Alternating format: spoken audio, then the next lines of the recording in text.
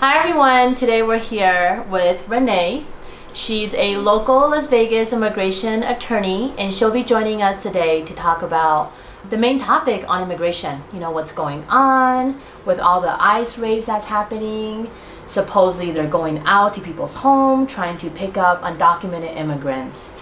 That's true. I just wanted to state a few facts real quick before we get into this subject. All right. So basically, I know many of you have heard in the last week or so from the news or even from friends and family that there's going to be ICE raids. They're targeting certain cities and certain families. Supposedly, there's supposed to be 10 major cities that they're going after. Right. Las Vegas is not on that list. However, we would like to just discuss it anyways, because there's immigrants here. There's undocumented immigrants here. So it's something that we should address and we should be aware of. First off, there's approximately 2,000 undocumented immigrants and their families that are supposed to be targeted. These families have someone who already has a pending removal order already. Right. ICE is supposed to only go after people with criminal histories or someone who is violent, you know, they're not supposed to be here basically. Right, like a deportation order that an immigration judge has already issued, right? However, as you know, they can arrest anyone as well though, even if they don't have a pending removal order. That's true. And there's something called the collateral arrest that they're doing. So ICE agents, if they go knocking on your door and you happen to open your door to someone that they have targeted, a documented immigrant that has a current removal order in place. If there are family members present and that family member also is undocumented, guess what? ICE can pick you up as well. So that is what they call the collateral arrest, and that's what these ICE agents are currently doing, unfortunately. So because of these concerns, we're here today to educate you and your friends and family around you about your rights. Regardless of your immigration status, you have rights. Absolutely, and that's important. And these rights pertain to, like what Ranee just said, not just United States citizens, but also individuals that are undocumented, individuals that currently have a deportation order in place, ordering that they be removed back to their home country. So the first thing that I wanted to talk about today is what they call the judicial search warrant.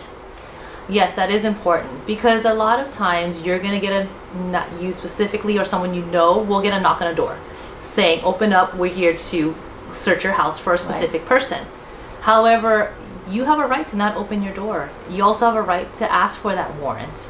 So you should be able to see the warrant, and Tim's going to review real quick about what that warrant would actually look like. Yeah, so it's called a judicial search warrant. It's very different from an arrest warrant, and it's very different from what they call an administrative warrant. So the search warrant is issued and signed by the judge. And the judge actually has to give ICE agents the authority to go into your home. So it's important that when you get a knock on your door, tell the officer, do you have a warrant? And if they say yes, tell them, please slide it under the door. I want to review it first. Now, if you see that it's signed by an immigration judge, okay, and that it's authorizing these ICE agents to go into your home, then that warrant is valid. Now, if it's a warrant that basically you see it's from ICE office, not signed by a judge, then no, these ICE agents can't go to your home. And a lot of people, they don't understand the difference. So, number one, ask for this warrant, just like what Ranee said. Ask for it and tell them to slide it under your door and take a look at it yourself first. So in the event that they do have a warrant, we're continuing from that, and you still refuse to, you don't have to still open the door if you're not sure, because sometimes not everyone knows what a warrant looks like. So if you're not sure and you don't want to open a door, then you don't have to. However, ICE may now try to physically force their way into your home. Yeah, okay. So if this were to happen, we highly recommend that you don't fight them, because resisting will just cause a little more hassle for you. But you do have a right to say, I don't want to speak with you, I want to speak with my attorney. Yeah, and that's important. And if you try to resist, you're pushing the door back, and then ICE agents are trying to force their way in. What does that tell them? Maybe there's a red flag. That maybe there's a lot of individuals in that home that currently have deportation orders in place. That, and we're trying to keep you physically safe as well, okay? So, you know, when it becomes physical, people can get hurt. So basically, if that happens to you and ICE does force their way into your home, you have the right to remain silent and ask for your attorney. Okay? Absolutely. And make sure that you don't sign anything. If you don't understand it, don't sign it.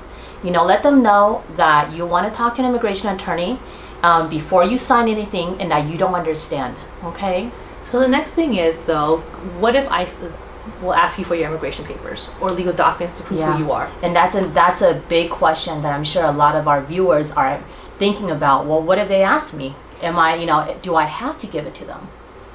So basically, if you're not a U.S. citizen and you have your papers on you, then you must show it to them. Yeah. If you're not a U.S. citizen and you don't have your papers with you, you have the right to remain silent and say you would need to consult your lawyer first before answering any additional questions. Yeah, that's very true. So yes, there is a difference, but remember, just because you're not a United States citizen doesn't mean that you don't have these rights. And that's why I'm sitting here with Ranee today, and it's our goal today to make sure that you understand that you have these rights and that you have a right to an attorney, and that we always recommend that you find a qualified immigration attorney to assist you with these matters if you're in any of the positions and situations that we just mentioned. Okay? So a good immigration attorney will be able to give you all the options based on your situation. So remember, just make sure you find a qualified immigration attorney. All right, everyone. Thank you for viewing and watching, and don't forget to subscribe.